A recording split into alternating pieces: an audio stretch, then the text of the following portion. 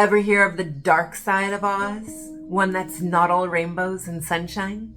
Well, buckle up because in this video we're going to explore the twisted and terrifying world of Return to Oz.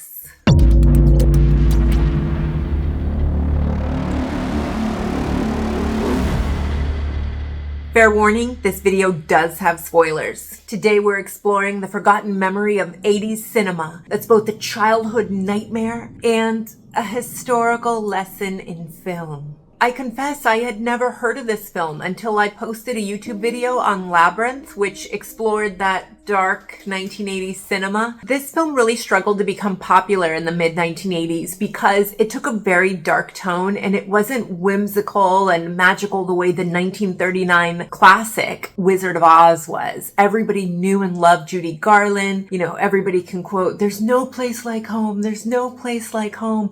This was not that. A lot of parents also felt like this was horror tinged and not suitable for young children. And we'll discuss more of those elements in the video. But I was also reading online that Disney didn't do a very good job of marketing this film. They didn't feel confident in it. They didn't feel confident in the director. Walter Murch was the director of this film, and Disney came this close to firing him. Disney Studios was the one doing the movie. They were not satisfied with the initial footage from the film, like 1 week into filming. Richard Berger was the production head at Disney Studios at the time, and he was the one who mostly butt heads with Walter Murch because of budget issues. Apparently that's very important when you're making a film. I guess if you want to like turn a profit, it is kind of important. The movie Return to Oz followed the book very closely, and Walter Murch really wanted to make the movie exactly like the book, but Disney was like, no, let's make it happier, because the book had a dark, scary type tone. And Disney, you know how Disney comes in, they kind of take those old school fairy tales, like in the original Little Mermaid, spoiler alert, like the Hans Christian Andersen one, the mermaid dies at the end. Disney always takes an old classic fairy tale with a sad ending and they make it into a happy ending. And so I think Disney wanted to kind of do that with this film. They were like, no, we're going to make it pretty like the 1939 one. And Walter was like, no, let's make it loyal to the book. So then you have creative differences. Also, Murch didn't have a ton of directorial experience compared to his really good friends who came to save the day. Francis Ford Coppola, George Lucas, and Steven Spielberg, all, as soon as they saw that Walter Murch was having trouble with Disney Studios, they ran to his aid and were like standing up for him, like, no, you got to do right by Walter Murch. And so even George Lucas was like, I will come personally to the film set to oversee and make sure that everything is running smoothly and staying on top of schedule. Just don't fire him. But even with his good friends backing him up, it didn't make the film a success. The darker themes in this movie ultimately did alienate the audience. But more than that, it was also the storyline wasn't super good. It was considered an and then story. Like, and then.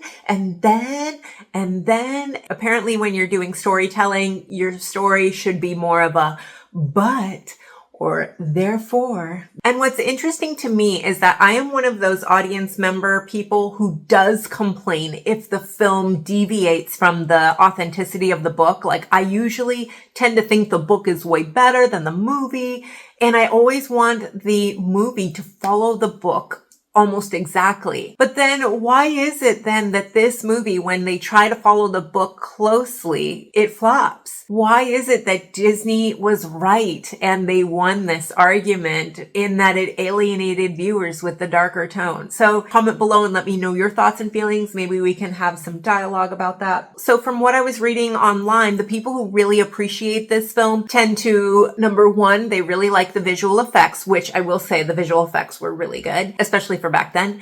And also people who really appreciate it when a movie stays faithful and true to the book appreciated that about this movie. So, and beware, I just want to warn everyone, this video does have spoilers. So let's talk about this dark tone. I definitely would liken this movie to Labyrinth. I never did see Dark Crystal. I'm too scared to see Dark Crystal. I refuse. I did see The Last Unicorn. That was super dark too.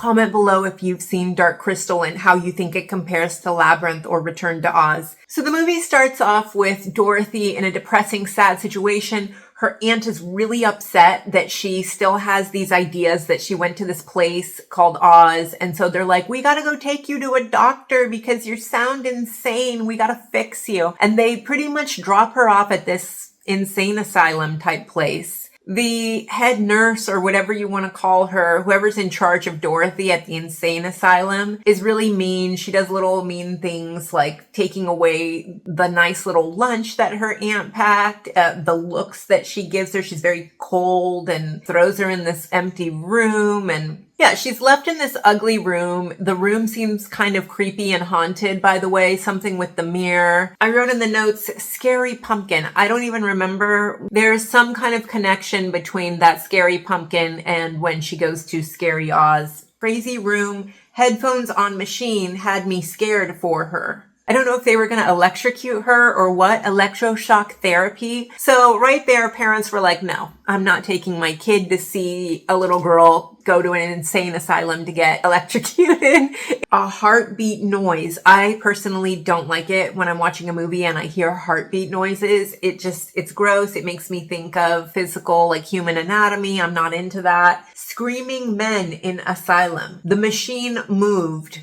She's this little girl running through the hallways at one point. So this girl rescues her. They decide they're going to escape the insane asylum. They go running out. The lady in charge of the insane asylum is like, come back here, chasing them through the woods. They end up falling into a river because they're scared of that lady. This isn't bringing childhood friendly vibe. When they get to Oz, there's like really creepy, scary rocks, because I guess Robert was like, if we're going to do creepy rocks, we're going to go all the way. We're going to freak you out with these creepy rocks that are going to eat Dorothy. She like can die if she touches sand. So it's like life or death. But the scariest part were the Wheelers for me. The Wheelers in Oz, the way they moved around, I was not a fan. I can totally see, like, I'm a grown adult and I was like, oh, watch out for those Wheelers. There's also really scary statues in Oz. I'm like, what's up with the scary statues? And these Wheelers are like these grown men robot things, and she's this little girl getting chased by them. And Dorothy also has this adorable animatronic chicken. It's a puppet. In the movie, you think it's a real chicken, but whoever was in charge of the visual effects on this film did a great job, because I thought that this chicken was alive, but I know it wasn't truly talking. I know that those were just really good visual effects. Kudos to the visual effects department on this film. And I have to say, the movie did age well. I watched it on Disney Plus, so hopefully you guys have Disney Plus and you can stream it for free. I was really impressed. I don't know if they went and digitally remastered it or what. I almost feel like this movie aged even better than Labyrinth, really. And then I wrote freaky stilt walker type people. They try to steal her chicken. They are part of the Royal Army, it seems. There's a mechanical man named TikTok or just Talk or something, and he ends up beating up the Wheelers, and he reminds me of Star Wars robots. The movie starts to lighten up once Dorothy goes to meet the queen and she's in the castle, but then it gets dark again because the queen takes off her head and there's all these headless faces everywhere, and then it's like a nightmare again,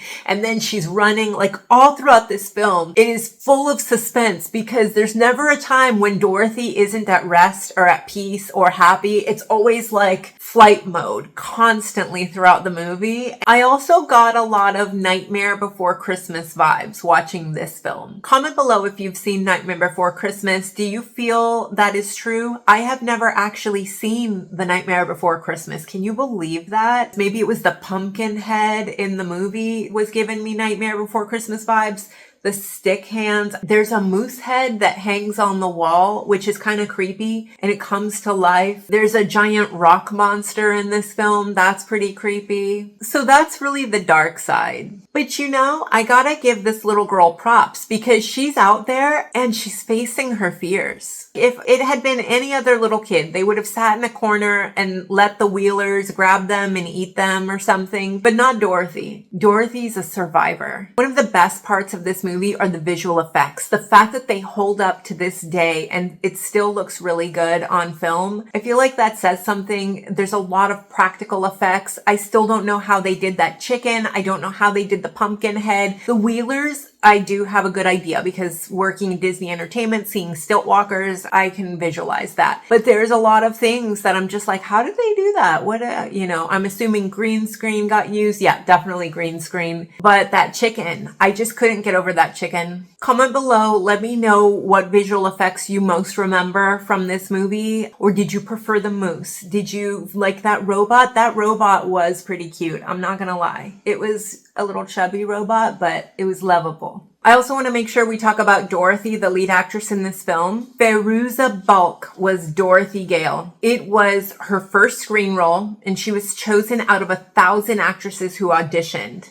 In 1996, she was in the movie called The Craft as Nancy and in The Waterboy in 1998 as Vicky Valancourt. Typically, when she gets cast in films, she's been known to have a goth girl persona. I do remember her in The Waterboy in 98. That was one of the most popular films while I was in high school. Yeah, Vicky Valancourt. We all knew who she was. But I didn't know that she had been in The Return to Oz. I hadn't seen it, and I had never seen The Craft. So I thought she did an excellent job in this film. I want to say I thought she was believable. She was very fierce. The way she faces her fears, I thought that was pretty good and inspiring for young people to see that. Legit, like as a kid, I would have been freaking out. I was already struggling so hard with Chucky. We didn't need to add Return to Oz to that. I was already struggling. Oh, Thriller was also kicking my butt as a child too. I was afraid of that.